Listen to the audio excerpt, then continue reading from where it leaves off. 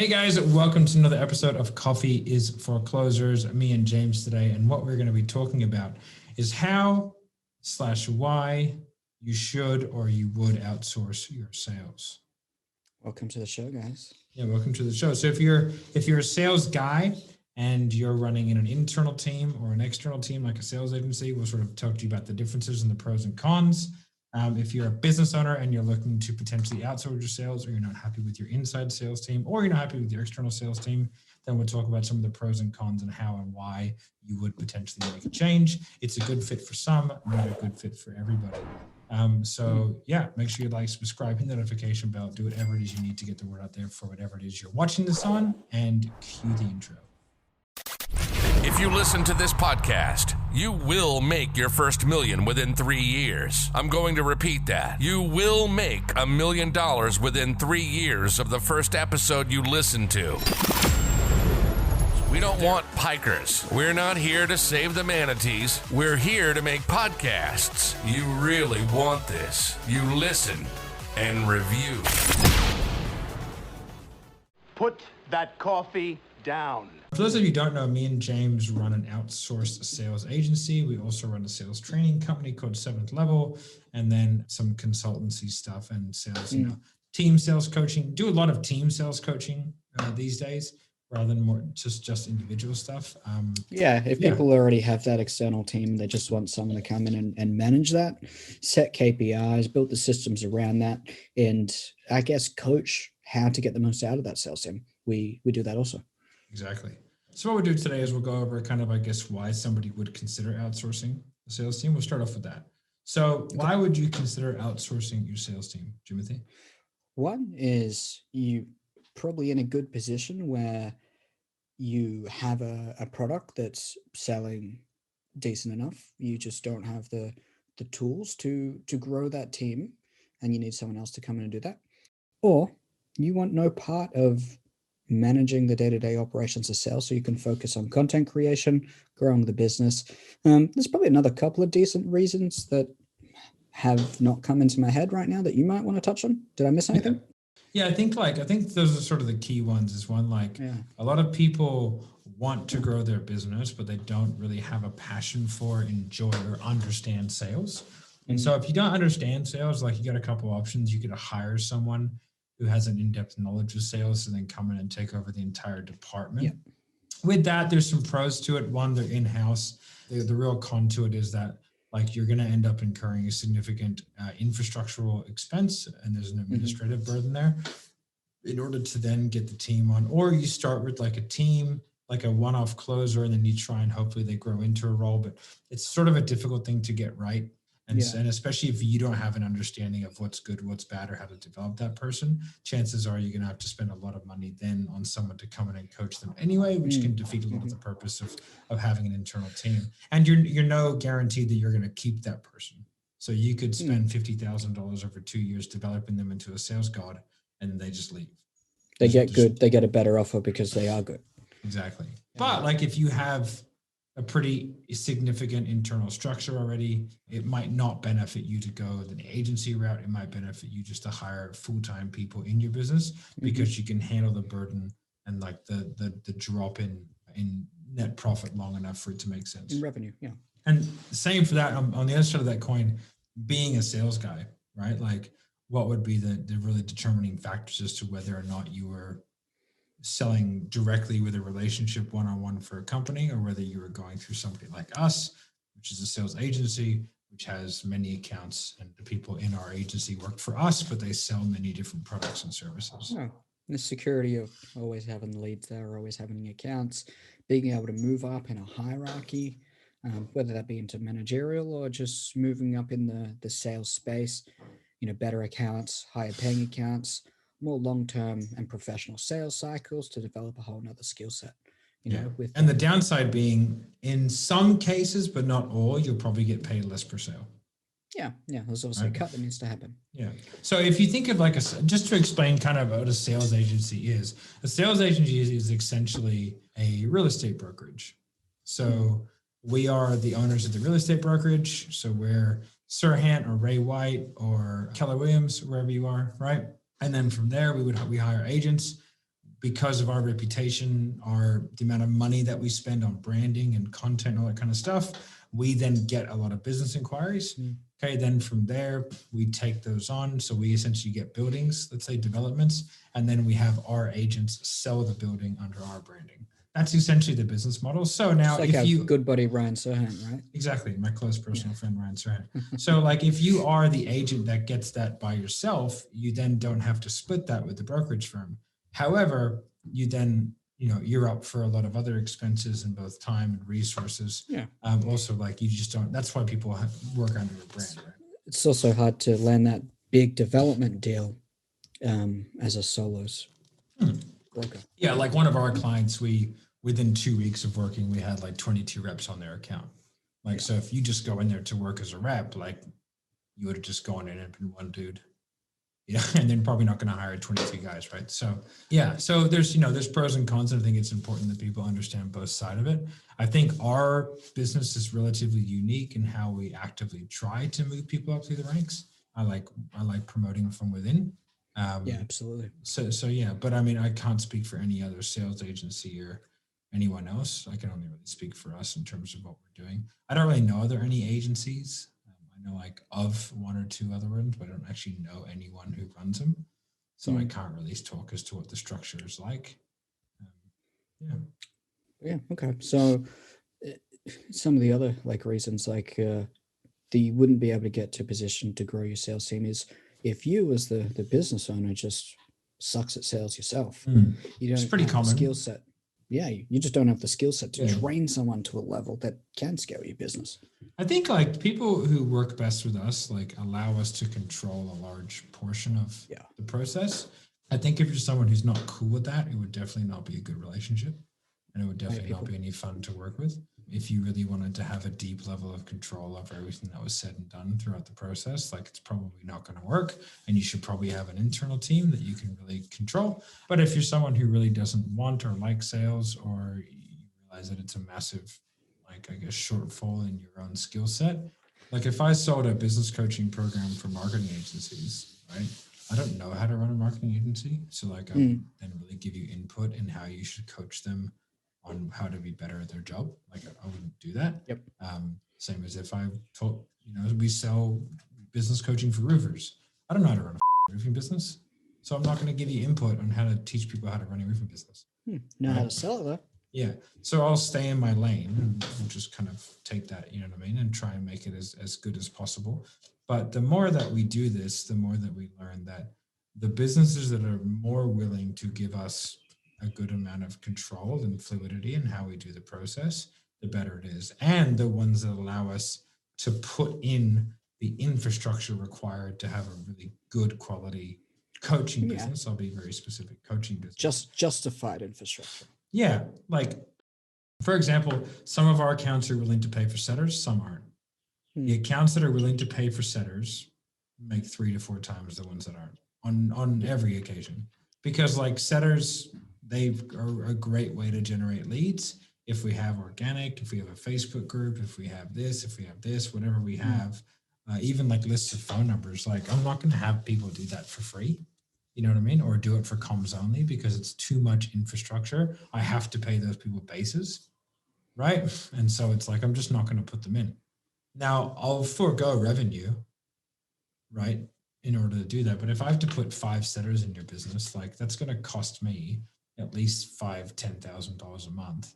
Like it makes no sense for me to put them in unless you're going to pay for them, And it's really funny, like the businesses that are against that kind of stuff, they just cap out at like $300,000 a month.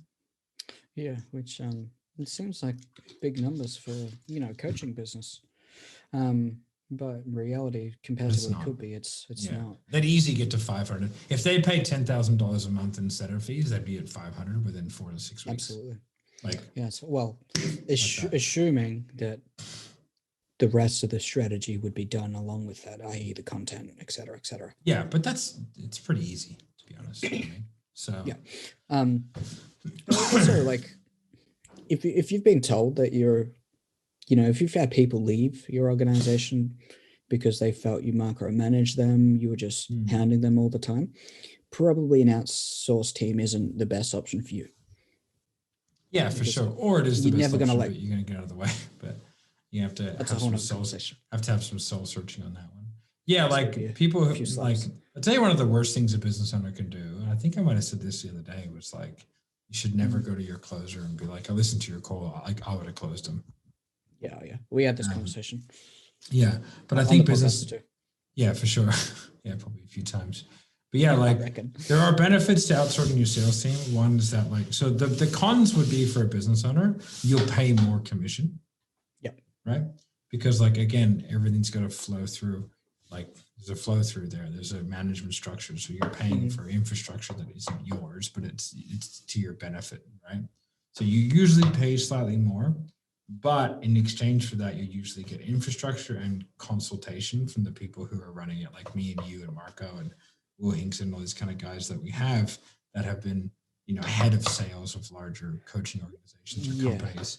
And they can provide you with insight that you might not have access to. And it's essentially like for free. Right. Yeah. Well, the cost of that high commission is the consulting and the larger scale scaling that you do get. It's just a cost of business. And it's the ability to stack more like you don't have to go through a recruitment process. It costs about $15,000 to $25,000 to recruit a sales guy, right? And I can put 5 in my business tomorrow. And sometimes it costs 3, but you know, we won't speak about that.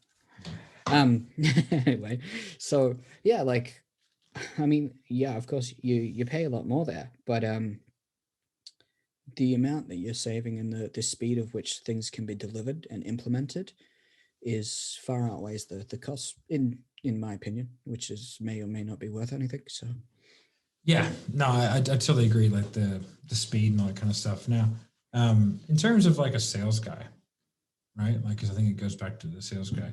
I guess, what do we provide our sales guys that make them want to stick around? Development, culture, training, an environment that pushes them to be better. All the things that highly ambitious people want and need for them to be successful. Really? Yeah. I think for us, like the thing that we're trying, let's structure in like a home. So the guys feel like they're part of something. I think one thing's a time when guys are working for accounts is like, there's a massive churn in accounts. Accounts have massive churn of salespeople, and salespeople have massive churn of accounts, because like if you're selling for one person, which I never recommend, I always recommend having 2 accounts. Yeah. Because you want redundancy in your income. And like if you're selling for one guy and he shits the bed and becomes like a political martyr on Facebook, and all of a sudden his YouTube gets throttled, his Facebook gets throttled, his Instagram gets throttled, like everything. Like how long can you weather that storm? And are they willing to pay you a base while they get while they fix the ship? Right. And the answer is probably not. And so it's like there's a time frame in which you can work with them. So that's why I recommend having 2 accounts. But a lot of people, like, they struggle to get accounts, to be perfectly honest. It's kind of like, it's a very common question I can ask: how do I get my first sales gig? And I'm like, well, I don't know, man. Like, I've never had a problem getting one. Like, I guess what we sort of provide is we provide access to multiple accounts. If one account goes down, we can shift into another one. You know, and so it kind of gives an element. Yeah, it's security and redundancy. And then, like, usually because you're on 2 accounts, you're quite busy, so that should help you develop faster, you know. And then because we provide development, I do a big training every 2 weeks. Marco does a lot of training with everybody. We're just instituting some smaller, more defined 2 and 3-on-1 sessions with me. And then we do role plays, and then we have our staff portal, which is pretty legit. Is excellent. Yeah, that people have access to, and you know, we have a culture of development, which I think people just want to get better and better. And I think one of the reasons is because we do have guys that are making significant incomes. We do have guys that are at $20,000, $30,000, $40,000, $50,000 monthly commissions. We had a guy do a $220,000 PIF the other day off the back of 4 weeks earlier, $175,000. Yeah. So there are people are making a lot of sales, and because all of our sales are public, like you could technically like just go through Slack and figure out how much money someone's making. But the top guys are making 40 plus because they see that that's possible. that means that the younger guys know that that's their future if they just keep doing the right things, Yeah, as well as they've seen many people in that position develop to that level and go through that process and steps. But you mentioned a second ago, like there's a lot of churn rate in terms of accounts and salespeople on those accounts for the business owner. And I find a lot of that reason is because as a lone sales guy, you're finding these accounts yourself, and maybe you don't have a team that can evaluate whether they're good, check in on the numbers, make sure it all seems legit, make sure their delivery is good, it's make tough. sure there's a very well negotiated compensation plan. And a lot of people jump onto accounts and delivery sucks. They hate working with the guy. They don't have the numbers that they promised in terms of show up. They lied about lead quality and stuff. And then you get on the account, you spend. Remember that account that we were on where the guy told us that his biggest problem was he had too many good leads? Oh yeah, and that's why we couldn't make sales, because they're just too good. Oh, we were making, the thing is we were making a lot of sales, but he was frustrated because more people weren't getting from being set all the way through to a sales call because the lead quality was horrendous. And they told us the biggest problem is they have too many good leads. And then, the data showed otherwise. That was a fun conversation. Like, you just tell me your biggest problem is you have too many good leads. Is that what you just told me? Anyway, just for context, basically we'd scrape the bottom of the barrel, and we were like, we'd farmed a Facebook group so much and so aggressively because they asked us to, that there was just nothing left. And it was just like, they couldn't get people in it. Everything was falling apart. And we were just like, guys, like we've gone too hard. We told you this would happen. We just told everybody. And the only people left were like strippers and drug dealers. Yeah. And the issue was they weren't bringing any more people into that group. Yeah, there was no more people getting into the group. So, there was no refilling of the cup. But yeah, like people, they leave those accounts because they've spent 3 months and it wasn't what was promised.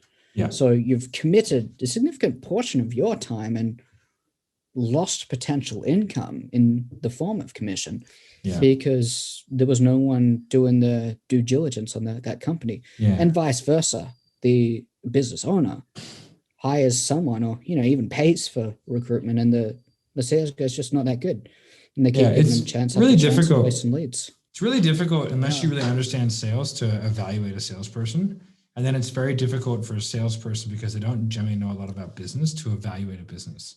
So because I understand sales, so we have a high caliber of salesperson. So we have an internal sales coach who just makes them do role plays and sends us call recordings, and then we evaluate them on their actual sales ability. And we can see potential as well. So it's like, they have a bad structure, but we can see that they could be good because they have a good natural this and this, but with a better structure, they'd be really good, right? So we do that.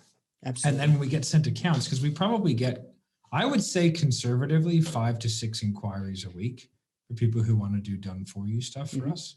And some of them are really good. They're just not a good fit. And anyway, and so now we've become quite good at like for a number of reasons we mentioned. Sifting through the bullshit.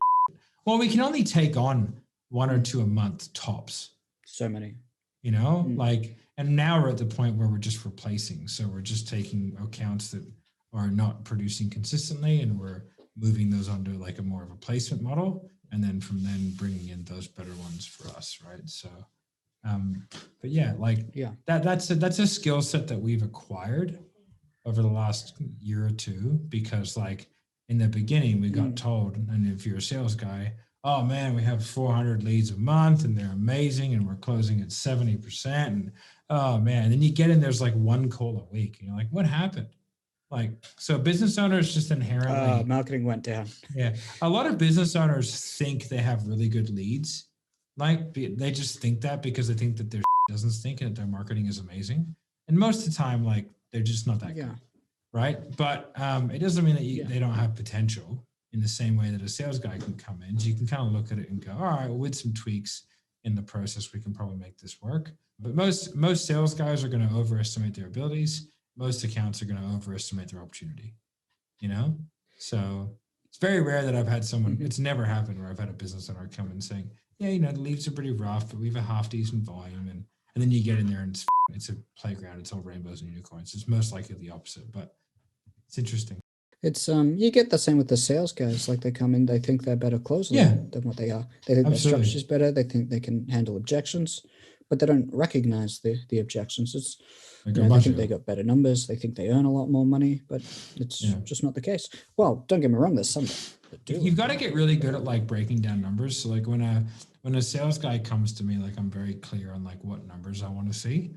And then I'll be very clear, like, is that an offers made or is that people who've turned up to a sales call? Because that could totally change the metric. But then I'll also go, how are your leads generated? And then I can like if the leads are triaged, Make a decision. and they're only closing at like 30% of triage leads, that's really bad. But if they're closing 30% of on a one call close, you know, they're not being triaged, I'll be like, oh, that's pretty good, depending, you know what I mean? So Yeah, or they just have again, someone else doing the triage and put everyone through. if it was offers made versus not, I don't, you know what I mean? It's a totally bullshit, unreadable metric. And then as well, when I have an account owner come to me, like I'll ask them their numbers in a totally disjointed manner. Because if you ask them like in a logical manner, like how many people opt in, how many do you get on the phone, how many do a triage, how many do a sales call, how many buy, they can just essentially make those numbers up into what they think they are. We had a guy who hired us for consulting, told us they closed at 90%. He was dead set that was the number. And I made him confirm it like He 3 fully times. believes it. Then we got in. They literally don't track that metric. Yeah, it's like, And how it do was you probably know around you- 20. Like, because we had to look at the numbers going back and it was nowhere near it. It's just No, perception. It was absolute ridiculousness. Like there was on no level of reality was that number even close to being achieved. And so it's like, Yeah, it was a guess. but he believed it.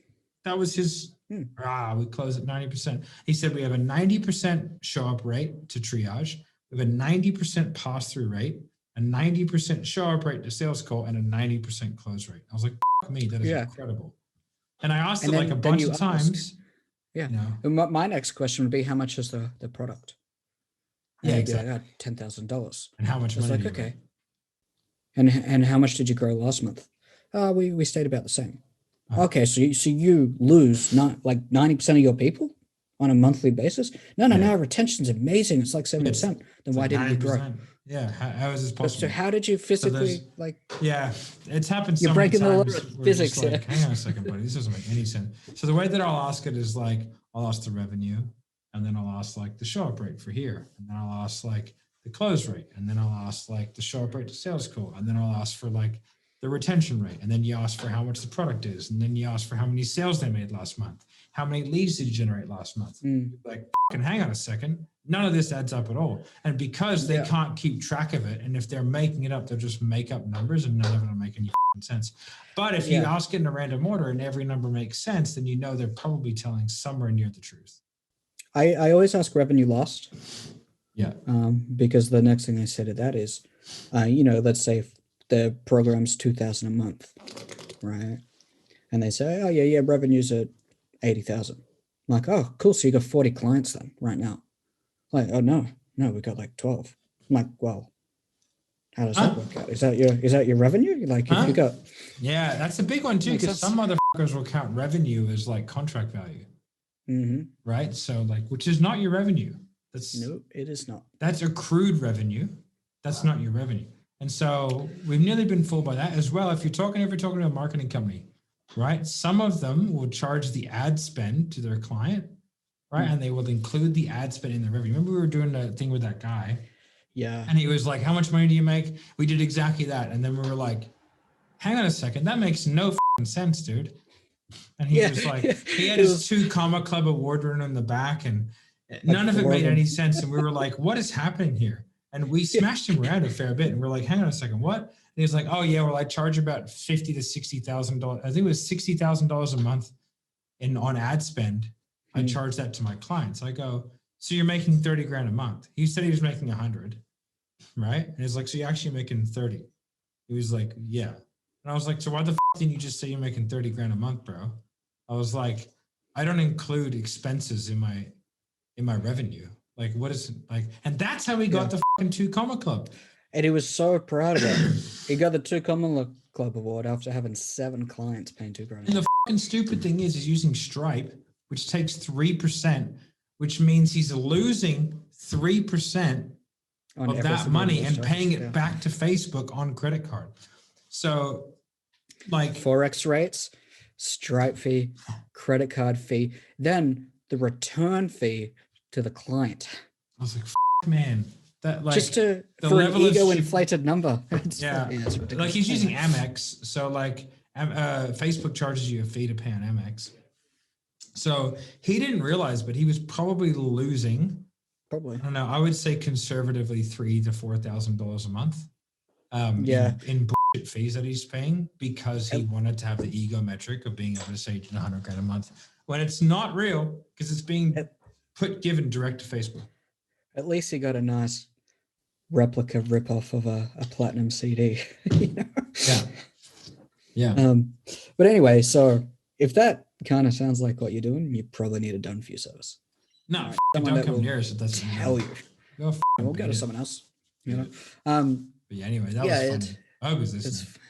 Idiot. Yeah, I've had that conversation so many times, and what are you doing? it's so easy just to be like, come on, bro, really? But yeah, anyway, that's things to look out for if you're a sales guy looking at a business, because like you can get bamboozled by that pretty easily. All of a sudden, it's just not true. We should put together not a SOP, but a free download on what to look for to spot a bad account. Yeah, we can. Maybe. Comment somewhere. Comment. I don't know. SOP if you want us to do that. If you're still watching, we'll play it to you. Yeah. That's always sort of we gotta go. I don't think we have to go through much more today, but how can an account spot a salesperson? Don't listen to that call and take them for their word that they close out. But like you need to have experience, or at least ideally in that industry, you do a role play. You listen to a call, you ask them to pitch you. Like if you're just a sole business owner getting a sales rep, give them the material, let them study it, don't hire them. Let them pitch you. Get them to sell you your product after listening to one of your calls. And if they can do it with them, like even a minuscule amount of resemblance that sounds good and looks good, and they have a clear understanding of the information presented, and they're a good cultural probably fit. Going to be okay. Yeah. Yeah. And a good cultural fit, you should be fine. Also, if you're good at sales yourself, then hire on the culture with someone that does have good potential and mold them the way that they need to be molded to sell your offer. Excellent. And don't try and get someone to sell the exact same way you do, because it's never going to work. It's stupid. Yep. I've talked about it 100 times. But anyway, I think that's all we need to go through for today. So appreciate you all. Make sure you like, subscribe, and notification bell, whatever it is you're listening to this on. If you are listening to this on your phone, it's a podcast. Make sure you subscribe. Share this with a friend. Do something to get the word out, and we appreciate all of you. Have a fantastic. And good news is we've just okayed 10 more done for you clients over the next 5 months. So if you feel like you're one of those, even better news, I'm about to buy a new camera. So also DM Matt directly for information about that. Oh yeah, because you'll for sure get a reply. Yeah, and we promise it won't be the 4,000 other DMs that I get a day. Anyway. All right, guys, have a good day. Bye. Put that coffee down. Coffee's for closers only.